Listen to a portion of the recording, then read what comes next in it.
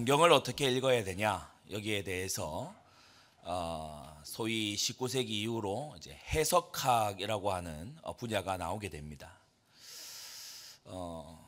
그냥 성경을 읽는 이런 환경 속에서 이 사람 저 사람이 읽은 성경을 가지고 얘기를 해보니까 서로 생각하는 게 다른 거예요. 그래서 어떤 길이 성경을 바르게 읽는 거냐, 성경이 너무 중요한 건 알겠는데 성경을 어떻게 해야 바르게 읽는 거냐, 한 세 가지 정도의 길이 대표적으로 나온 겁니다. 뭐냐 하면은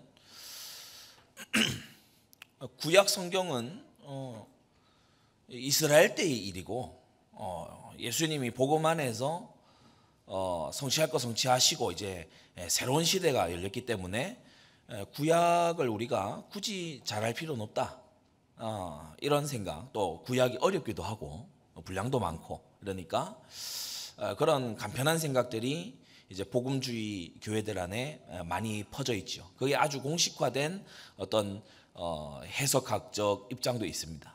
두 번째는 뭐냐 하면 구약을 문자 그대로 우리가 받아들여야 된다, 소위 문자주의 해석이라고 하는 그런 해석 방식도 있죠.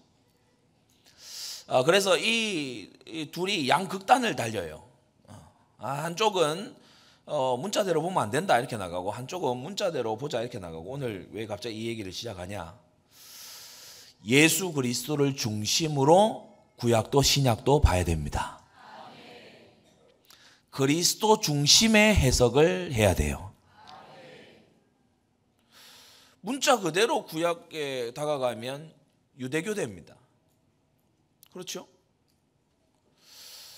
그러면 구약은 예수님 오시고 다 성취됐으니까 필요 없다 이렇게 되면 이게 또 율법 무용론자가 돼버립니다.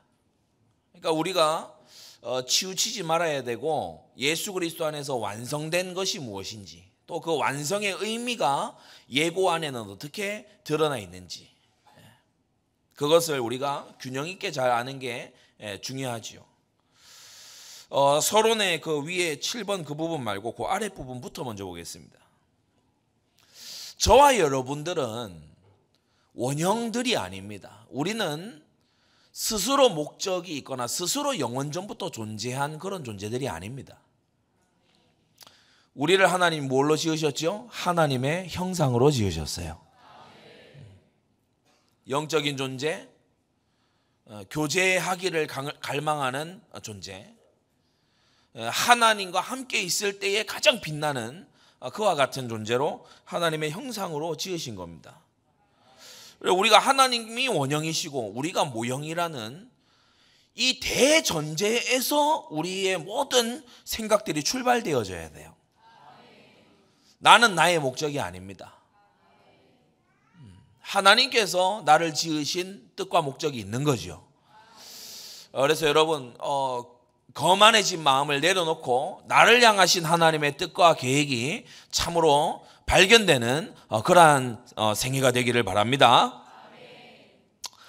그러면 이 모형 가운데 어떤 모형이 좋은 모형이냐 우리가 잘 모르잖아요. 오전에도 얘기를 했습니다마는 요즘은 뭐 사진 찍는 기술이 엄청납니다. 소위 뽀샵도 엄청 하고 본인이 아니다 할 정도로 이런 걸 합니다. 속으시면 안 돼요. 근데 좋은 모형이 있고 나쁜 모형이 있단 말이에요. 너무 왜곡이 심한 모형이 있고 아주 이렇게 원형을 잘 드러내는 모형이 있단 말이에요. 원형이 되시는 하나님, 모든 사람들이 하나님의 형상인데 그 형상의 원형이 되시는 하나님을 가장 잘 드러내는 모형이 한 분 계시는데 바로 하나님의 아들 예수 그리스도시다. 우리를 왜 구원하셨다고 했죠? 그 아들의 형상을 본받게 하기 위해서. 우리는 깨어지고 오염되고 부서진 그런 형상들인데 그 아들의 형상, 온전한 모형으로 이 땅을 사신 예수님의 형상을 본받게 하기 위해서 우리를 구원하신 것이다. 이 일이 우리 안에 이루어지기 위해서 성령이 우리 안에서 이제 공사를 시작하신 것입니다. 리모델링을 시작하신 줄 믿습니다. 우리 안에서요 고칠 거 고치시고 깨닫게 하시고 생각나게 하시고 새 마음을 품게 하시고 오늘 예배를 통해서도 하나님을 경외하는 도를 이전보다 더욱더 가르치실 줄로 압니다. 그래서 오전에도 말씀드린 대로 구약에 모형이 있어요. 오실 그리스도를 미리 보여주는 모형들이 있었어요. 성막, 성전, 우리 여자의 후손부터 시작해서 노아의 방주, 그리고 아브라함의 독자인 이삭, 모두 모형입니다. 모형이 너무 많아요. 원형을 나타내고 예고하는 거죠. 그러면 우리는 원형이 온전히 성육신 하셔서 완전한 모형으로 오신 이 예수 그리스도 이후에 사는 우리는 그럼 뭐냐? 우리도 모형입니다. 우리는 오신 그리스도를 나타내는 모형이고 장차 일어나게 될 새 하늘과 새 땅의 모형들인 줄 믿습니다. 그래서요, 이 땅에 살아가면서 우리가 장차 도래하게 될 영원한 천국의 그 기쁨과 감격 가운데 또 그 소망 가운데 우리가 인내함으로 이 세상을 지나가는 것이다. 자, 구원은 더 나은 출애굽입니다. 제2의 출애굽이자 더 나은 출애굽이에요. 구약의 이스라엘 백성은 등에 채찍이 떨어지는 그러한 노예 상태에서 벗어났더라 했습니다. 우리는 죄의 노예였는데 주님께서 죄로부터 풀어 자유케 해주셨어요. 예전에는 죄가 시키는 대로 해야 돼. 죄의 소욕이 시키는 대로 해야 돼. 그러나 거듭난 하나님의 백성은 성령의 소욕이 일어나서 죄를 거부할 수 있게 된 것입니다. 죄를 거부할 힘이, 능력이 생기게 된 거예요. 바로의 압제에서 이스라엘이 벗어난 것처럼 우리는 흑암의 사탄의 이 압제에서 벗어나게 된 줄로 믿습니다. 제가 게임을 재밌어하는 친구들 이렇게 만나면 저는 게임을 별로 안 좋아하기 때문에 모바일이든 PC든 별로 게임을 안 좋아하기 때문에 이제 얘기합니다. 막 게임을 재밌게 이렇게 하고 재밌다 이런 친구들한테 얘기합니다. 야, 현실은 더 재밌어. 귀신 때려잡아 봤어? 현실은 더 재밌어. 얼마나 재미난지 몰라요. 구출하지요. 할렐루야. 잡힌 자 구출하지요. 사람이 변화가 되지요. 교회 세우고, 지금 교회 세워서 막 정복해 나가는 거 보세요. 게임보다 훨씬 재밌어요. 우리 이 자리에 우리 중고등학생들 게임하지 말고 현실 영적 전투 하시기 바랍니다. 학교 가가지고요, 영적 전투 하면요, 게임보다 훨씬 재밌어요. 놀라운 일들이 일어나고 기묘한 일들이 일어나고 하나님의 타이밍에요, 기가 막힌 일들이 일어나게 되는 거예요. 저 이번 주에 지난번에 우리 The Gospel Coalition 거기 가서도요, 아주 기도의 응답도 받고 너무 만남의 축복도 누리고 그렇게 했지 않습니까? 굉장히 놀라워요. 제가 어떻게 그 9월이라고 이렇게 그걸 적어서 갔는데 저 만나기 2주 전에 공식 초청장을 이제 받으셨다는 거예요. 그 언제냐 그러니까 내년 9월. 너무 놀랍지 않습니까? 여러분, 기도는 그런 겁니다. 응답받는 실감나는 신앙생활 하시기 바랍니다. 기도 응답을 받아본 분, 받고 있는 분들은요, 지민 시간 하나도 안 졸려요. 왜냐? 실제 얘기를 하고 있거든. 막 제가 중학생 이럴 때 스타크래프트가 되게 그 인기였는데, 스타크래프트 전략 무슨 이런 거 하면요, 남학생들이 눈이 초롱초롱합니다. 필승 비법 이런 거 하면은 되게 막 초롱초롱해요. 지금 현실 얘기하고 있는 거예요. 우리는 기도의 응답 속에, 성령의 인도 속에, 하나님이 주시는 거룩한 사명 속에 이 세상의 모든 택자들을 찾아 구원할 절대 사명을 가지고 우리는 시작하는 것이다. 게임 광고 아닙니다. 졸음이 오시는 분들은 오늘 게임 얘기하더라 이럴 수 있는데 게임 얘기 아닙니다. 예고편에서 놀랍게 주님께서 보여주셨어요. 노예되어 있던 자들, 바로의 압제에 있던 자들, 고통과 절망 중에 있던 자들을요, 6월절 단 하룻밤에 꺼내셔가지고 홍해를 마른 땅처럼 건너고 만나가 비처럼 내리는 광야를 지나서 반석에서 물이 터져 나오는 하나님의 기적을 체험하면서 약속의 땅 가나안에 들어가서 해와 달이 멈추는 전쟁을 하면서 가나안 족속들을 물리쳐낸 거예요. 여러분, 이게요, 우리가 누릴 구원의 역사의 예고편이었다는 사실입니다. 여러분, 더 나은 6월절의 주인이 누구십니까? 바로 그의 보혈로 택하신 백성을 단 하루에 건지신 예수 그리스도십니다. 십자가에서요, 우리의 모든 죄를 대속하시고요, 주님의 속죄의 사역을 온전히 이루시고 이제 저를 믿고 의지하는 자에게마다 영원한 구원의 반석이 되시는 우리 주님이시다. 홍해를 마른 땅처럼 건넜지요. 그런데 우리는요, 주님의 물로 씻어주시는 이 세례, 이것을 우리가 통과한 줄로 믿습니다. 광야에서 만나를 먹었다고 했지요. 우리가 영의 양식이 되시는 생명의 떡, 생명의 물이신 그리스도를 영접하게 된 것입니다. 시내산에 이르렀어요. 성막의 제도를 받고 율법과 규례와 법도를 받았지요. 우리가요, 산상수훈에서 이 율법의 참뜻이 무엇인지, 그리스도께서 그 산 위에 오르셔서 제자들이 나와 강론해 주신 그걸 통해서요, 우리 마음에 정말 어찌할 수 없는 죄의 이 본능이 있구나. 우리는 그리스도를 더욱더 의지해야 되겠다. 하나님의 은혜 가운데 나아가야 되겠다. 성령의 충만함을 힘입어서 순종이 사모되고 순종이 너무나 갈망되는 그 자리로 나아가야 되겠다. 여러분, 더 나은 성막이 되시는 그리스도의 하늘 성소를 우리는 만나게 된 것입니다. 더 나은 대제사장이신, 히브리서 8장에는요 이 대제사장마다 죽잖아요 자꾸. 그러니까 제사장을 여럿을 둬야 돼. 그러나 우리 예수님은 안 죽으셔. 영원히 직분이 갈리지 않으시는 줄 믿습니다. 지금도 보좌 우편에서 우리를 위하여 중보하시고 제사장의 사명을 계속해서 감당하시면서 당신의 자녀들에게 왕같은 제사장이 되게 하시는 그리스도, 우리 대제사장이시다. 더 나은 가나안이 준비되어 있으니, 오래전부터 예언되어 온 아브라함과 이삭이 보았던 더 나은 본향을 바라보았던 그 본향, 영원한 새 예루살렘 성, 주께서 예비하신 거할 처소, 우리에게 예비되었는 줄로 믿습니다. 오늘 설교 전에 이 찬송을 하는데요, 얼마나 이 감격이 되는지. 그리스도 예수를 구주로 믿는 사람마다, 하나님의 자녀가 된 사람마다 아버지의 집으로 행진하고 있는 중입니다. 이 땅을요 여행하듯이 지나가면서 우리가 건질 자 건지고 섬길 거 섬기고 뿌릴 씨 뿌리고 그러면서요 하나님께 우리가 나아가는 생애인 거지요. 그 가운데 자, 오늘 광야 교회가 있었다.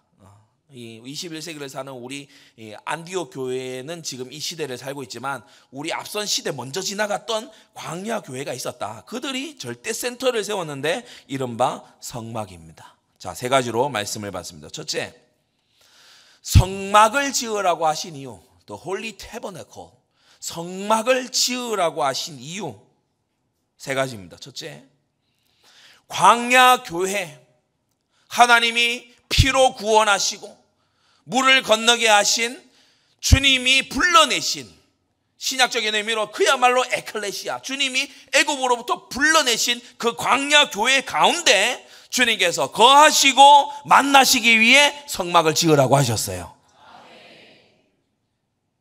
어떤 사람들은 교회당 무용론, 교회 무용론 이런 걸 들고 나옵니다. 특히 서울 수도권이 그게 심해요. 뭐 교회가 이렇게 많은데 여러분 교회다운 교회가 얼마나 되던가요? 교회다운 교회가 얼마나 되던가요? 제가 SNS에서 어떤 분하고 얘기를 하다가 교회당 건물이 크고 또 어떤 교회는 작고 이런데 똑같다, 다 같은 교회다. 그래서 제가 아니라고 그랬습니다. 교회당의 모습은 그 교회 성도들의 헌신을 증거한다. 맞으면 아멘 합시다.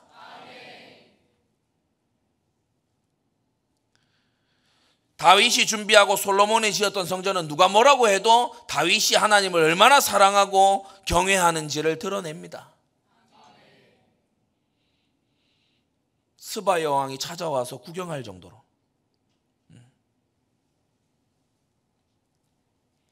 하나님은 처소를 준비하라고 하셨어요. 이것이 성경입니다. 하나님이 거하실 데가 없어서 처소를 준비하라는 것이 아니라 내가 너희 중에 거하고 있다는 것을 너희가 알라라는 교육을 위해서. 여러분, 하나님이 우리 가운데 거하십니다. 내 이름을 기념하는 곳에는 내가 그들 중에 강림하여 그들과 함께 할 것이다. 여러분, 오늘 예배에 주님께서 함께 하십니다. 어떤 분이 이 자리에 함께 하시는가를 우리가 안다면 우리는 예배 때에 성령의 충만함을 구할 것이고 회개할 것이고 하나님께 간구할 것이고 주님께 이 한 번의 예배가 족장들의 예배처럼 하나님께 기쁨이 되고 우리에게 힘이 되는 그와 같은 예배가 될 줄로 믿습니다. 이스라엘 진영의 정중앙에, 이들이 행진할 때는 선두에, 그리고 이들의 모든 생활의 구심점으로, 그러니까 이른바 절대 센터인 거예요. 우리 서울의 성도님들 잘 알아야 됩니다. 집 가까운 교회가 좋은 교회가 아니고 말씀과 가까운 교회가 좋은 교회입니다. 출애굽기 29장, 이는 너희가 대대로 여호와 앞 회막문에서 늘 드릴 번제라. 번제 예배죠. 피 언약 잡은 예배 아닙니까? 내가 거기서 예배 드리는 그 자리에서 양의 피를 가지고서 보혈을 내다보면서 예배하는 바로 그 자리에서, 바로 오늘 이 자리에서 오신 메시아 예수 그리스도, 그의 십자가의 대속의 보혈을 붙잡고 예배하는 거기서 너희와 만나고 네게 말할 것이다. 29장 45절에 또 뭐라고 했습니까?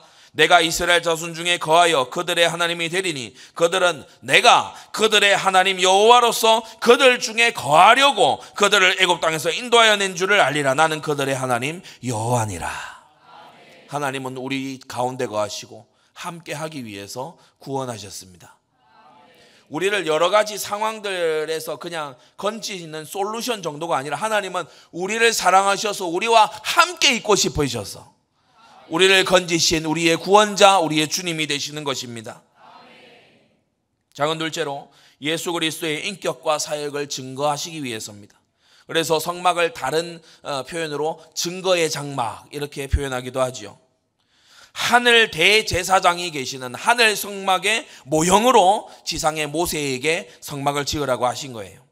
그러면서 거기에요 모든 의미들을 집어넣어 놨는데 뭐 다 언급하자면 한도 없습니다. 그런데 대표적인 것들만 살펴보면 출애굽기 26장 29절 그 널빤들을 금으로 싸라고 했어요.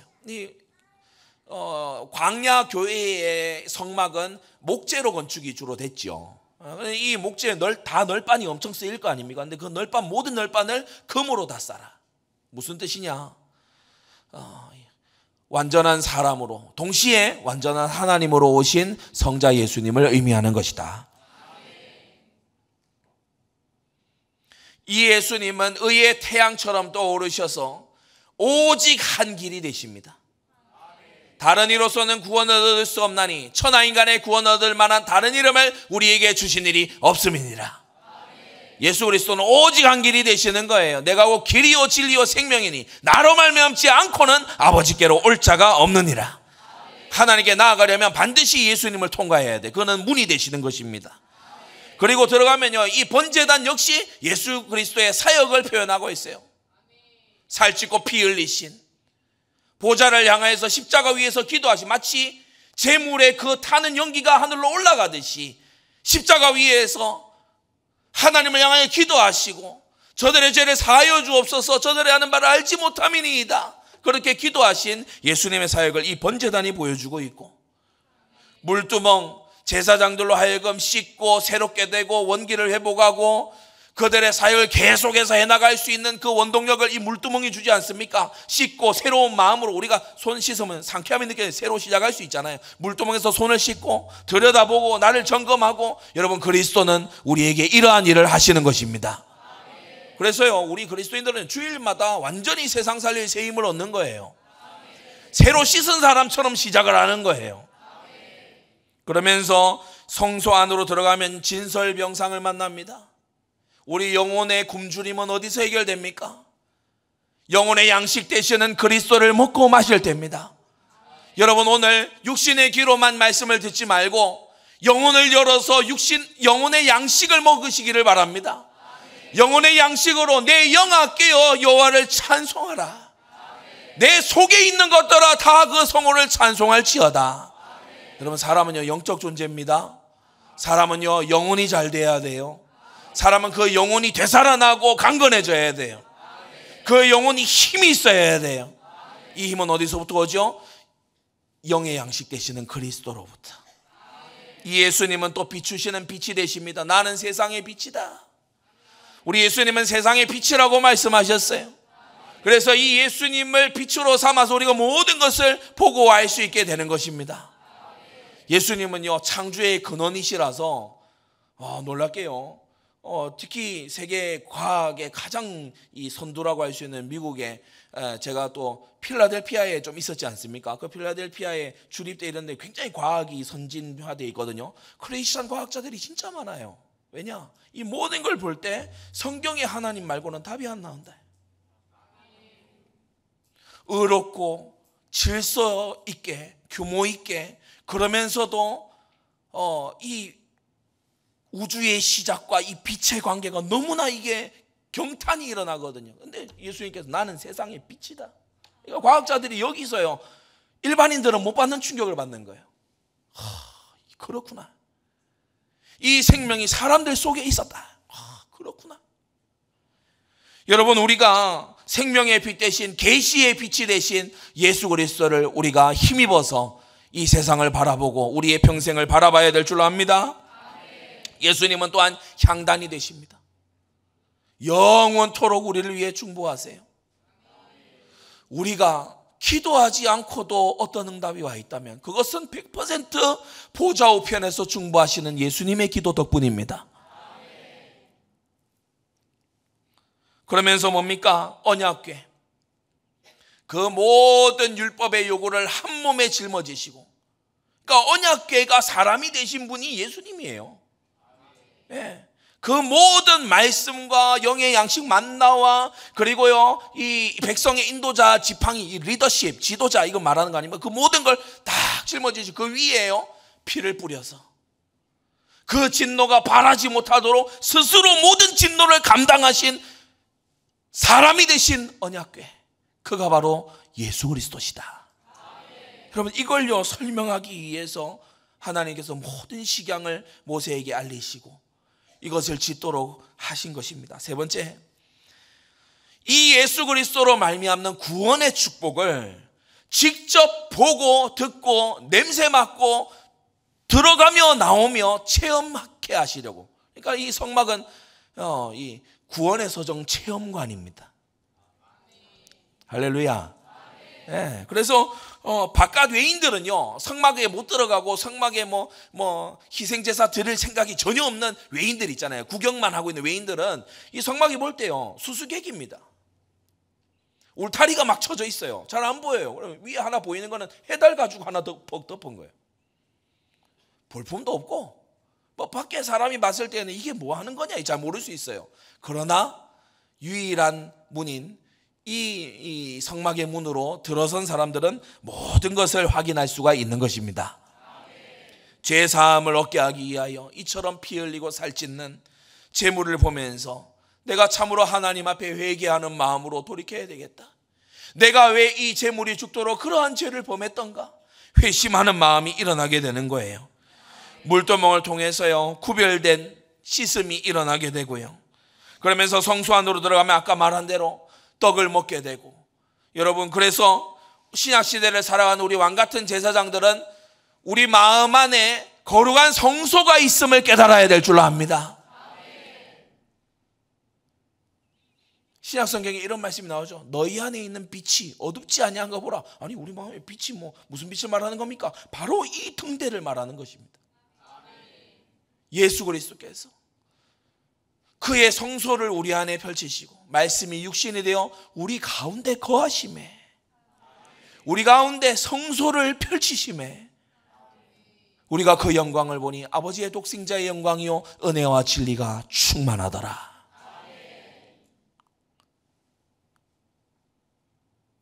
그래서 등대를 밝히십시오. 성령의 소욕을 죽이지 말고 성령의 그 주시는 감동을 따라서 여러분이요 마음의 등대를 밝히시기 바랍니다. 이게요 모든 것을 살리는 시작이에요. 학교와 직장과 또 가정의 이 현장에서요 나의 구원자, 나의 대속의 구주, 나의 십자가의 대속 제물, 나의 부활의 소망이 되신 그리스도를 묵상하기만 해도 하나님의 역사는 시작이 된다. 여러분 예수 이름에 능력이 있습니다.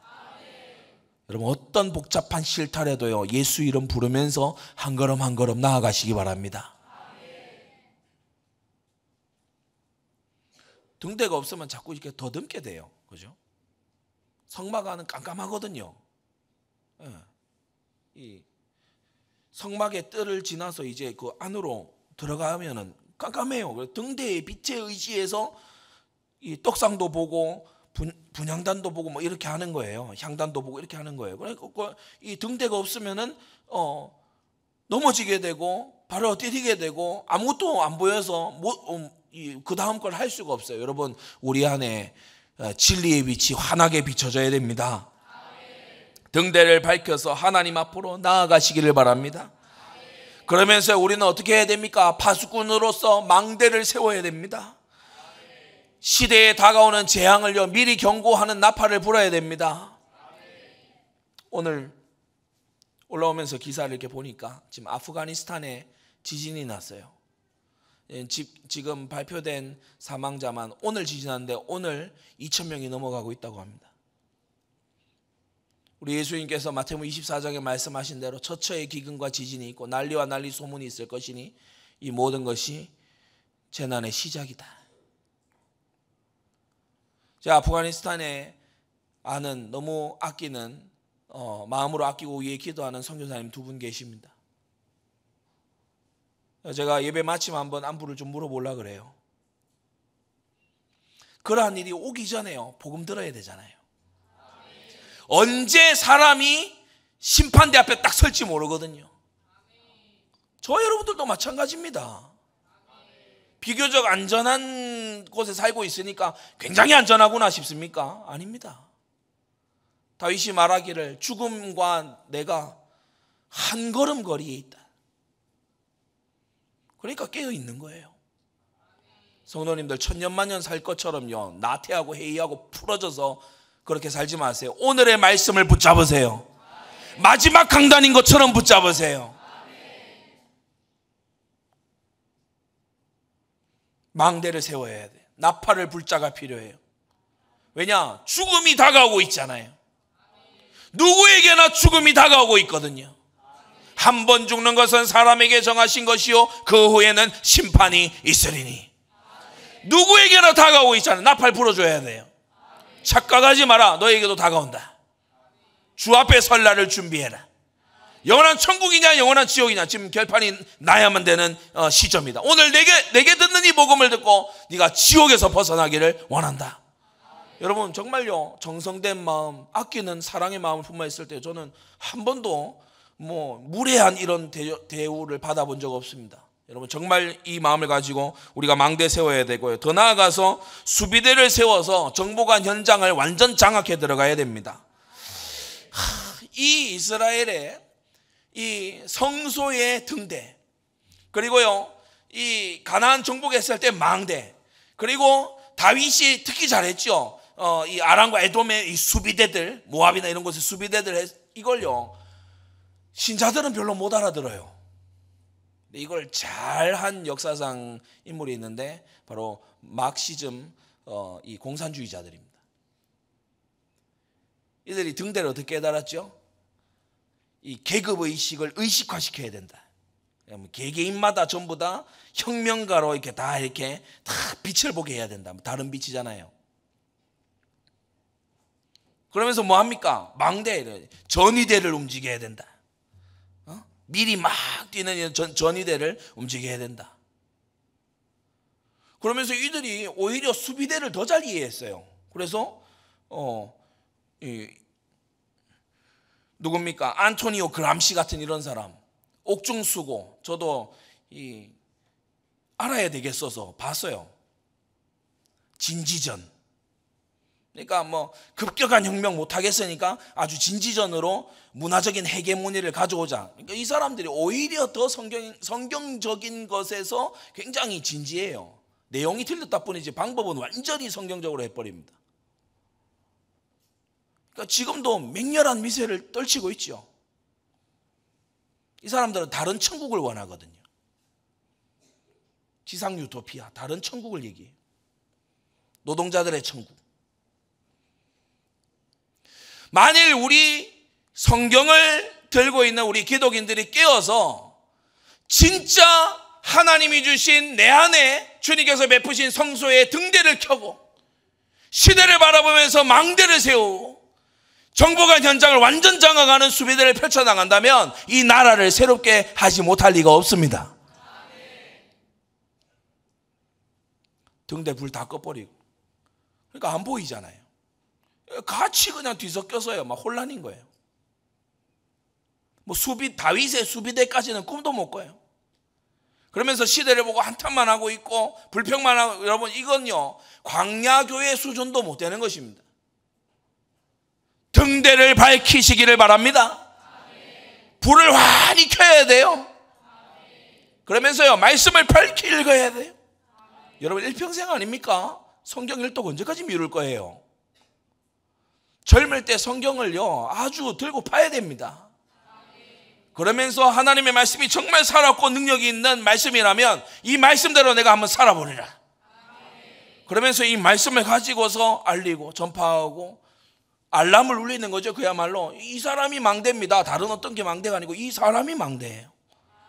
그러면서 지금 우리 지교에 펼쳐나가고 있잖아요. 이곳을, 이 주변 지역을 우리가 완전히 수비대처럼 장악을 해 들어가야 되는 것입니다. 칼 막스가 원래 신학생이었어요. 그러니까 이 사람이 아주 투철하게 이런 데 영향을 받은 사람이거든요. 우리는 구원의 축복을 정말 모두 받아 누릴 수 있는 그러한 교회를 지향하지, 뜰만 밟고 떠나가는 그런 교회를 지향하지 않습니다. 이 자리에서 분명히 얘기하는데, 어떤 교회에 5년 10년 출석했는데 자기도 예수님 영접이 안 돼 있고 사랑하는 가족이 지금 눈앞에서 임종맞이하는데 복음을 입을 떼지도 못한다. 이해하고 들으세요.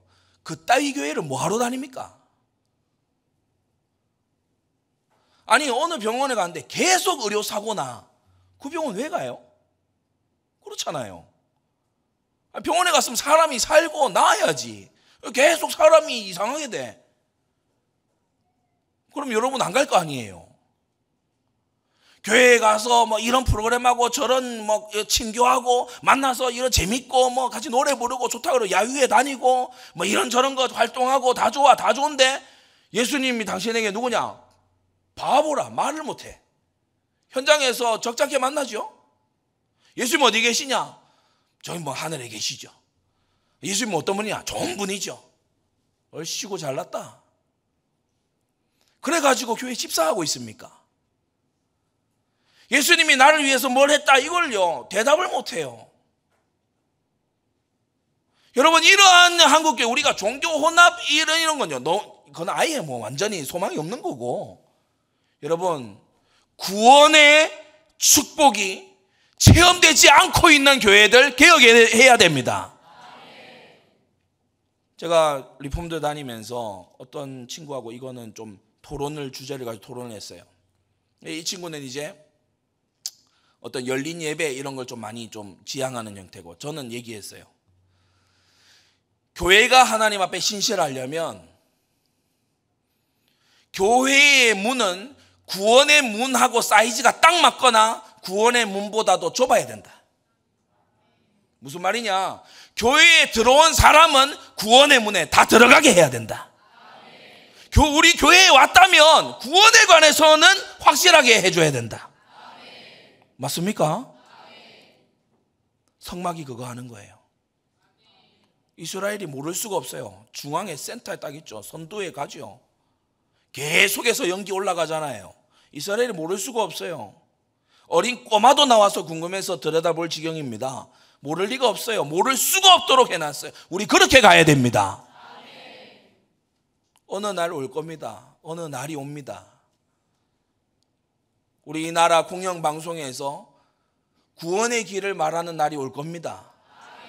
모든 전 국민에게 예수 그리스도가 누구이신가를 말할 날이 올 겁니다.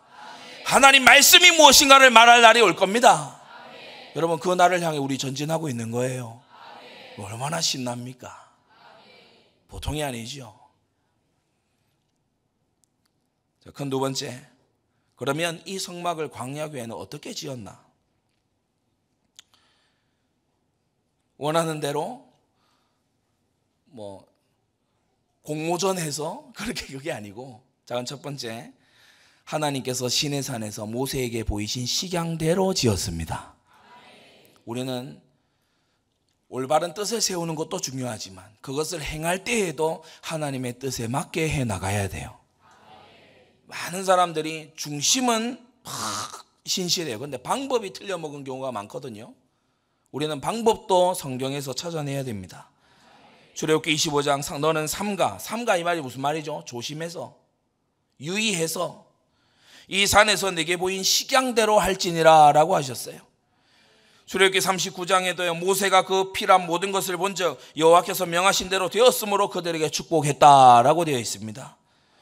잘 들으세요. 교회는 그리스도와 구원의 도를 정확하게 드러내야 됩니다. 하나님이 예정하신 자를 주님은 시기와 때가 되면 부르십니다. 그리고 성령께서 유효하게 내적 부르심이 전도자의 외적 부르심과 성령의 내적 부르심이 효과적으로 딱 전달되는 자는 회심하게 됩니다. 주님은 이 자를 의롭다고 칭하시고 동시에 의에 줄이고 목마른 마음을 주셔서 성화의 경주를 시작하게 하시는데 하나님의 자녀라고 하는 놀라운 신분과 권세를 주셔서 이 길을 시작하게 하시는 거예요. 그러면서요 이 길을 갈 때에 주님께서요 인도하시고 응답 주시고 때로는 책망하시고 징계도 해가시면서 그러면서 주님께서는 견고한 인내 속에 견인해 가시는 줄 믿습니다. 마침내 영화에 이르기까지. 악하고 음란한 세대에 맞춰가지고요 네가 하기에 달렸다 이런 소리나 하고요 각색하고 편집해가지고 야 그만하니까 다 끝났으니까 괜찮아 이래가지고 마구 그러니까 이 사람이 정말 위험한 지경에 이르렀죠. 가장 위험한 게 뭡니까? 나는 구원받았다고 확신하는데 구원 못 받은 거예요. 그게 마태복음 7장에 나오잖아요. 주여 우리가 주의 이름으로 선지자 노릇하고 이 말 무슨 말입니까? 사역자 했다는 거예요. 말씀 가르치는 것까지 했다는 거예요. 많은 권능 귀신 쫓아내고 많은 권능 행치 아니하였습니까? 이런 사람들이 가장 불쌍한 사람들이에요.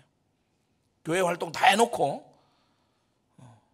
불법을 행하는 자로 주님께 정죄받고 심판받는 자들 이런 비극은 없어야 되겠지요. 여러분 복음을 각색하고 둔갑시키고 편집해서 마음껏 죄를 지어도 괜찮은 문제없는 그런 복음으로 선전한다면 하나님께 칭찬이 있겠습니까? 책망과 저주가 있을 겁니다. 그래서 우리는 정말 하나님의 말씀을 소중히 여기는 교회 일천교회 세워나가야 될 줄 압니다. 두 번째, 여호와께서 지혜와 총명을 부으신 자들로 이 성막을 지었다. 오늘을 보면 지혜는 호크마인데 이 호크마는 말씀대로 살아가는 하나님을 경외하면서 나오는 현명한 그 마음을 말해요. 사람은 현명해서 하나님을 경외하게 되는 게 아니라 하나님을 경외함으로 현명하게 되는 겁니다. 우리는 오해하는 경우가 많죠. 내가 똑똑하니까 말씀을 순종했지. 아닙니다. 하나님께서 순종할 힘을 주셔서 순종한 다음에 보니까 현명해져 있는 거예요. 총명은 대분화라고 하는데 이 부분이 오전에도 중요하다고 말씀드렸습니다. 호크마는 되게 유명한 거죠. 호크마 성경도 있고 호크마는 되게 유명한 어떤 지혜의 광범위한 정의라면 특히 총명을 말씀하고 있는데 이건 대분화 뭐냐 감정에 동요되지 않는 침착함 분별력 이걸 말해요. 성막 짓다가 어렵다고 에이씨 때려치우고 이러면 안 되잖아요. 이거는 이렇게 하면은 더 좋아 보일 것 같은데 왜 이렇게 하래? 내 마음대로 할래? 이래 버리면 안 되잖아요. 그러니까 태분화가 있어야 돼. 절제가 있어야 돼. 그리고 세 번째 자원하는 마음이 있어야 되죠. 이 일이 얼마나 소중한가를 알고 자원하는 마음. 부살렐과 오홀리압 오늘 본문에 나온 이 두 사람은 이 삼박자를 고루 갖춘 대표적인 일꾼이었고 그 외에도 이 둘을 돕는 많은 일꾼들이 있었다. 기억하십시오. 성전 건축은 세상적인 지혜로 할 일이 아닙니다. 이스라엘 백성이 뭐 하다가 갑자기 막 출애굽했죠. 비동과 라암셋 그거 건축하다가 이 출애굽했어요. 이스라엘 안에 건축에 대해서 이것저것 아는 사람들이 많아요. 그래서 놀라운 짓도 또 하잖아요. 출애굽기 32장에 보면 금송아지 만들잖아요. 한번 생각해 보세요. 오늘날도 그런 그 동상 만드는 게 기술을 필요로 합니다. 근데 광야에 무슨 재료가 있습니까? 근데 그걸 만들어내는 거예요. 대단한 기술자들이 있습니다. 그 사람들 쓰는 게 아니에요. 애굽에서 이름 날렸던 건축가, 예술가 이런 사람 쓰는 게 아닙니다. 하나님의 신에 감동된 지혜와 총명이 있는 사람. 여러분, 교회는 이러한 자가 섬겨야 덕이 되고 하나님의 기쁨이 되는 줄로 믿습니다. 이들은 또한 선발된 자들이었어요. 오전에도 말씀드렸지만 내일 우리 에스라 주목님 목사 안수 받는데, 여러분, 목사의 직분이라고 하는 것은 선발입니다. 선출이 아니고 선발이에요. 좀 서로 결이 다르지요. 장로님, 권사님 이런 분들은 이제 성도들이 투표를 합니다. 그렇게 해서 이 직분자를 세우지요. 이를테면 교회 성도들의 대표인 셈입니다. 그러나 목회자는 하나님의 소명으로, 목회자들이 또 함께 안수하기도 하지만 첫째는 하나님의 불러내심으로, 그렇게 하나님의 종이 되고 말씀을 수종드는 종이 되는 것이니 이게 얼마나 가치가 있습니까? 부살리가 오홀리압도 모세로부터 선발된 자들이다. 자, 세 번째, 백성들이 아침마다 자원하는 예물을 가져와서 이게 이제 넘치게 된 거예요.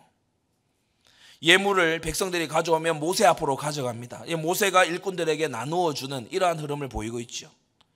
이제 규모 있게 이 재정이나 물품들을 관리하는 걸 볼 수 있습니다. 그래서 우리가 읽은 대로 5절에 백성이 너무 많이 가져온다. 여호와의 명하신 일에 쓰기에 남음이 있나이다. 그러니까 모세가 그만 가져와라 이렇게 정지를 6절에 시킵니다. 7절, 모든 일을 하기에 넉넉하여 남음이 있었다라고 하는데, 여러분, 이 지금 교회가 광야교회인데, 이 광야교회가 지금 무슨 교회입니까? 광야에서 다 망하고 죽은 교회인데 넉넉하게 드렸다고 했어요. 광야 1세대도 그 하나님께 책망받고 광야에서 쓰러져 갔던 이 광야 1세대도 하나님께 드릴 때에는 인색한 적이 없었다. 하나님의 거하실 처소와 우리가 주의 이름에 예배드릴 처소를 짓는다고 했을 때는 그들은 생색내지 않았습니다. 성도 여러분, 헌신의 마음가짐을 개혁하시기 바랍니다.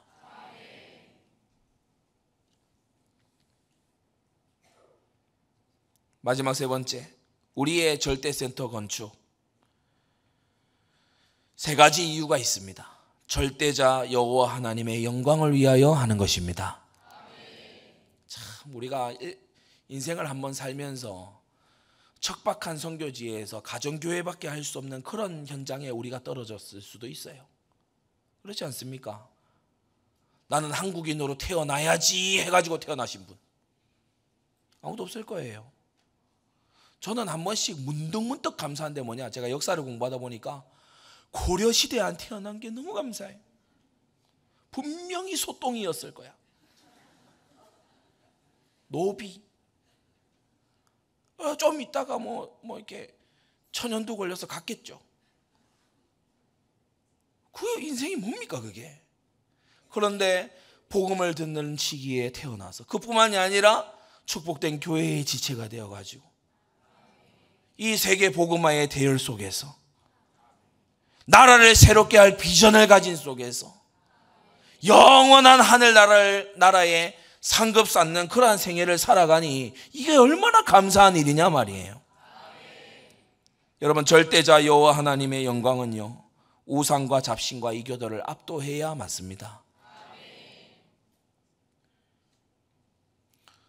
경쟁하냐? 여러분, 거룩한 경쟁심을 좀 가지세요. 아론의 손자 비느하스가 창을 들고 이 시딤에서 막 음행이 벌어져가지고 역병이 돌고 막 이러잖아요. 근데 이 아론의 손자 비느하스가 창을 들고 들어가서 현장에서 간음 중인 족장을 그 여인과 함께 꼬치 깨듯이 꿰서, 제사장은요 기본적으로 완력이 셉니다. 계속 재물 잡기 때문에 무서운 사람들이에요. 급소물을 너무 잘 알고 있는 사람들이에요. 한 번에 깨가지고 하니까 하나님 뭐라고 하셨죠? 비느하스가 나의 질투로 질투했다.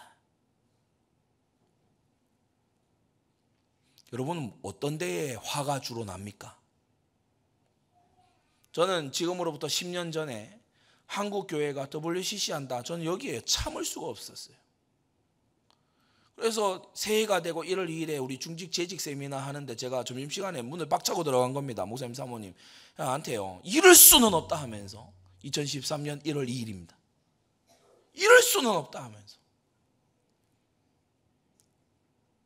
우리가 이 한국 교회가 어떤 교회인데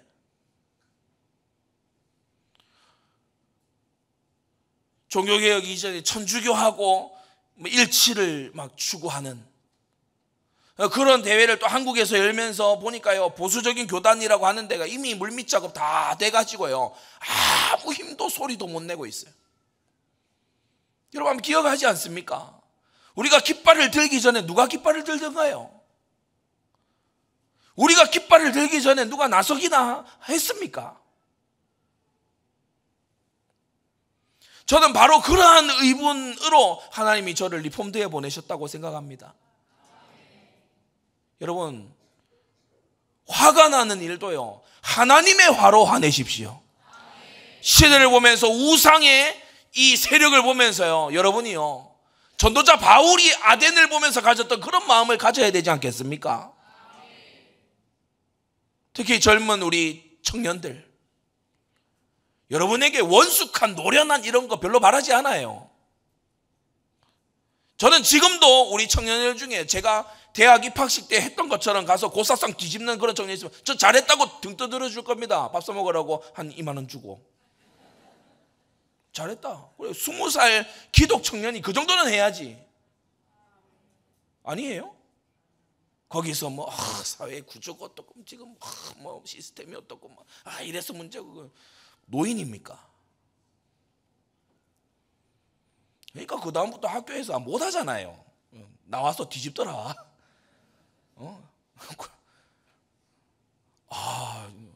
내가 우리 안디옥 교회가 좀 센 건 알았지만 오늘 사무엘 목사님 얘기 들어보니까 여기가 약간 과격. 알고 보면 그렇게 과격한 것도 아닙니다. 창 안 들었잖아요.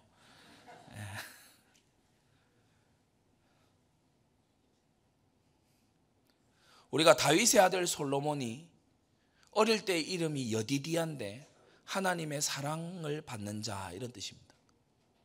이 솔로몬의 가슴에, 물론 나중에 변질되고 타락해서 그렇지만, 이 솔로몬이 하는 말을 보세요. 내가 건축하고자 하는 저는 크니 우리 하나님은 모든 신보다 크심이라.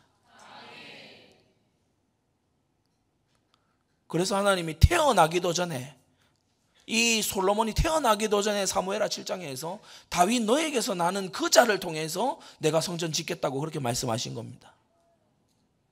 사랑하는 성도 여러분, 하나님의 눈에 발견된 생애를 살고 싶습니까? 우리 담임 목사님 늘 말씀하시는 대로요, 하나님의 뜻이 들어있는 결심을 하세요. 하나님이 기뻐하실 결단을 하세요. 하나님께서 주목하실 그런 결심과 결단을, 두 주먹 불끈짐을 하시기를 바랍니다. 왜 공부합니까? 왜 회사 들어갔습니까? 왜 돈을 법니까? 왜 그 사람을 지금 만났습니까?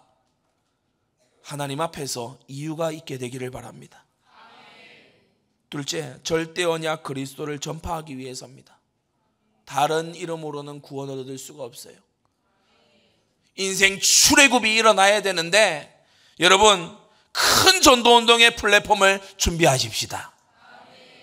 저는요, 벌써 머릿속에 그려봐요. 우리가 절대센터 들어가고 또 우리 강남에 성전 준비되면요, 우리가요 거기서 같이 예배도 하지만 또 우리 초청해서 전도도 하고요, 복음도 듣고 말씀 듣고 자라고요, 우리 후대들 수련회도 하고요, 말씀 받고요, 정말 하나님께 찬송도 하고, 또 거기서 우리가 열방을 향해서 전진도 하고요, 또 불러내 소환해가지고 훈련도 하고요. 얼마나 멋진 일이 앞으로 펼쳐질지 모릅니다.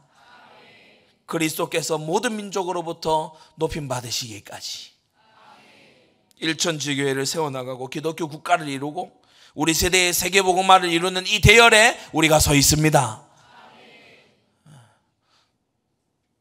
저는 어릴 때 우리 교회가 이렇게 커질 줄 몰랐어요. 한 번씩 간증하지 않습니까? 처음 예배 우리 개척에서 처음 예배 드리는데 목사님 설교하시고 저희 어머니하고 저하고 앉아 있었거든요. 그래서 보니까 분위기가 뭐 좀 그래요.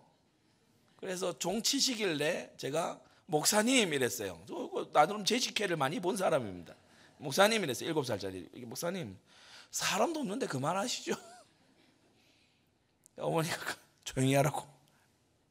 아, 그 참 사람도 없는데 우리 셋이 지금 아버지는 저기 서시고 우리 둘이 요 앉고 뭐냐 이게 지금.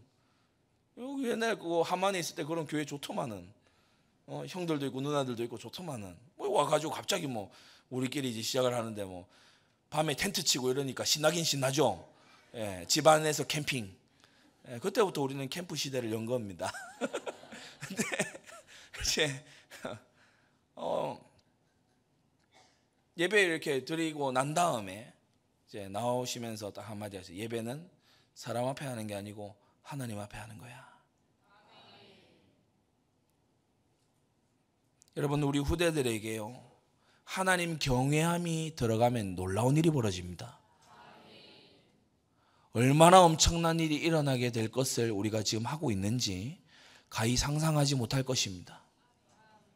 저는 아직까지도 이 나라가 그리스도가 주라고 고백하는 나라가 되어야 된다라고 주장하는 목사님을, 아직 정확히 이렇게 주장하는 목사님을 저는 아직 만나보지 못했습니다. 자유민주주의가 좋대요. 좋으면 마음껏 하라고들 하십시오. 우리는 언약 국가의 길을 갈 겁니다. 우리는 전 국민이 그리스도가 나의 주님이시고 하나님은 우리의 아버지시고 성령이 다스리시는 나라가 되기를 원한다고 선포하는 그날까지 우리가 달려갈 겁니다. 여러분, 이 영광의 대열에 여러분이 함께 들어선 거예요. 여러분 자녀들이 함께 쓰임받게 될 것입니다. 그 구심점이 어디냐? 절대센터다 이 말이에요. 세 번째, 절대 헌신의 복을 남기기 위해서입니다. 무슨 발자취를 남기고 갈 겁니까? 다윗은요, 하나님 앞에 성전 건축의 포언을 말씀을 드리고서 맨 마지막에 그가 기도했는데 이 기도를 하나님이 연락하셨죠.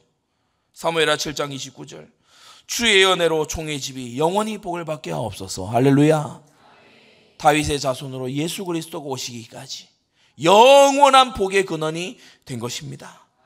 느헤미야 13장, 성전을 두르고 있는 그 성벽을 보수하는 일에 자신의 생을 들였던 이 느헤미야가 마지막에 기도합니다. 하나님이여, 나를 기억하사 복을 주옵소서. 여러분, 뭐가 가치 있는 인생이죠? 하나님의 기억에 남는 사람, 하나님께 기억되는 인생, 그게 제일 가치 있는 거 아니에요? 여러분, 세상에 반짝 이 유명세 그런 건요 다 시간 지나갑니다. 여러분, 100년 전에 가장 유명했던 영화배우 기억하십니까? 아무도 기억 안 합니다. 누가 그를 기억합니까? 그를 기억하는 자들이 다 죽었는데. 여러분, 우리는 하나님의 기억에 남는 인생이 되기를 원합니다. 이 자는요 천국에서 유명한 자가 되는 거예요. 왜냐? 하나님이 그 이름을 부르시거든. 하나님이 그의 이름을 부르시거든. 하나님이 저와 여러분의 이름을 부른다면 그 사람은 영원히 유명한 자가 되는 것이에요. 빌립보 4장 19절, 나의 하나님이 그리스도 예수 안에서 영광 가운데 그 풍성한 대로 너희 모든 쓸 것을 채우시리라. 감옥 들어가 있는 전도자 바울을 도왔더니 알거지가 되냐? 아닙니다. 영광 중에 쓸 것을 풍성히 채우시는 하나님은 내가 따르게 된다. 절대센터 건축, 우리 교회가 지금 하나님께서 하게 하셔서 지금 양 사이드로 건축해 나갑니다. 그러니까 나중에 우리가 계속해서 간증할 내용이 있어요. 우리는 구미 서울 한꺼번에 건축 진행했다. 여러분이 증인이 아닙니까? 하나님이 주시는 능으로 해 나갈 수 있는 것입니다. 이걸 보고 있으면서도 볼 거를 못 보는 안타까운 사람이 되면 안 되겠죠. 뻔히 보이는데, 여러분, 이 일이 어떻게 사람의 그 계획과 사람의 수단으로 이렇게 할 수 있습니까?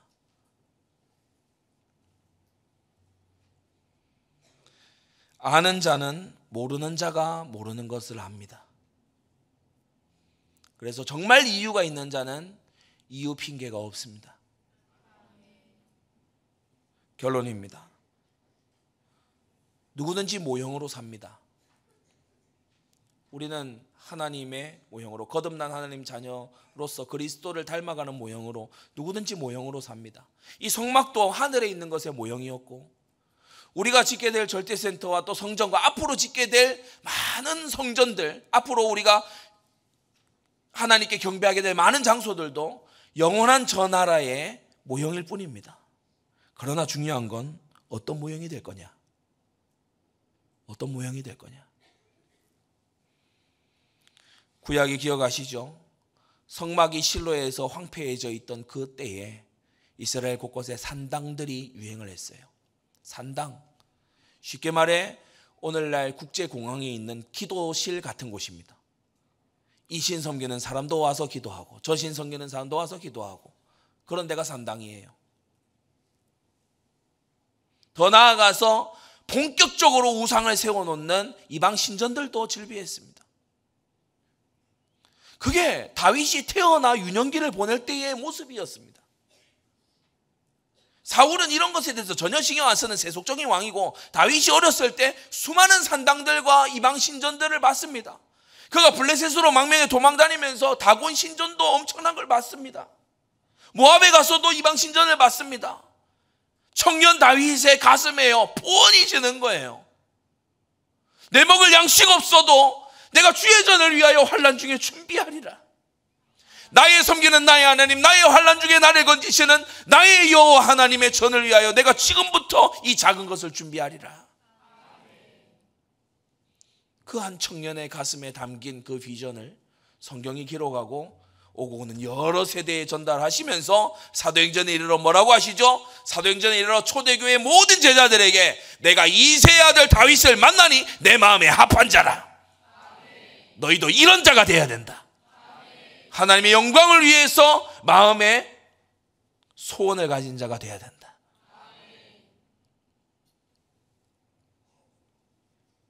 오늘 이 말씀 가운데 여러 이해해야 될 것들도 물론 있지만 여러분 가슴에 불꽃이 떨어졌기를 원합니다. 하나님의 영광을 사모하는 마음이요, 하나님의 이름이 드높아지기를 바라는 그 단순하고도 너무나 지극히 거룩한, 그러면서도 모든 역사와 응답을 가져오는 단 하나의 그 마음을 여러분 가지기를 원합니다. 사람의 제일 드는 목적은 하나님을 영화롭게 하고 그를 영원토록 즐거워하는 것이다. 이 자리에 서야 진짜 인생을 시작하는 거예요. 기도하겠습니다. 거룩하신 아버지 하나님, 광야교회의 성막을 보며 오늘 우리의 절대센터를 다시 생각합니다. 거룩하신 아버지 하나님의 이름이 높아지기를 원하고 주 예수 그리스도의 구원의 그 역사가 만방 가운데 선정되기를 원합니다. 거룩하신 아버지 하나님, 성령으로 우리를 새롭게 하여 주시옵소서. 우리의 가슴에 거룩한 열망이 새롭게 불일 듯하게 하여 주시옵소서. 하나님의 영광을 향한 순전한 열정이 새롭게 되게 하여 주시옵소서. 다윗에게 부어주신 그 마음을 우리에게도 부어주시옵소서. 그리하여 우리 또한 하나님을 온전히 영광스럽게 드러내는 좋은 모형들이 되게 하여 주셔서 이 악하고 음란한 세대 가운데 그리스도의 영광, 아버지의 크신 영광을 드러내는 주님의 백성들로 세워주시옵소서. 예수 그리스도의 이름으로 기도드리옵나이다. 아멘.